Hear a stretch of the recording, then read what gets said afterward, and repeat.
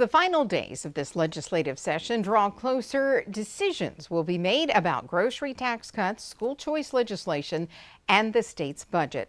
All of those have an impact on the state's education trust fund. ABC 3340's Aaron Wise reports from Montgomery tonight that the Alabama Association of School Boards has concerns about sustaining quality education here in the state.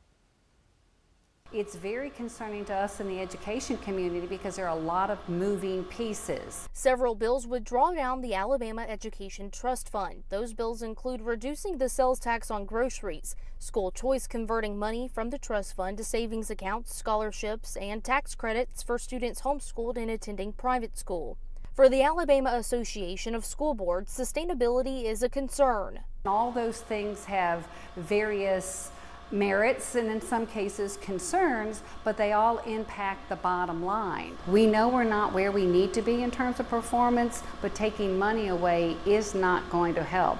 Executive Director Sally Smith likes the idea of putting excess funds from the ETF in a savings account in case the economy sours, which is featured in Senate Bill 101. However, she doesn't think enough is going to a fund which allows local school boards to take care of needs like safety and deferred maintenance. Senate Education Budget Chairman Senator Arthur Orr is the sponsor of that bill. He says the savings account would ensure that programs established by the Literacy and Numeracy Acts are rolled out across the entire state, even during hard times.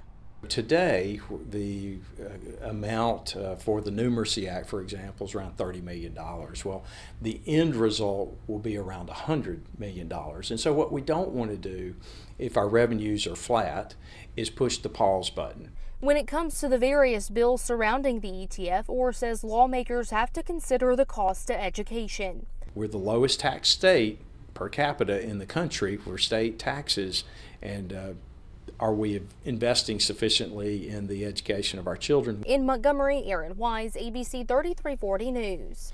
Now, Smith says there are some positives in this year's budget, like giving teachers raises, increasing support personnel salaries, and some funds for capital expenditures for school boards.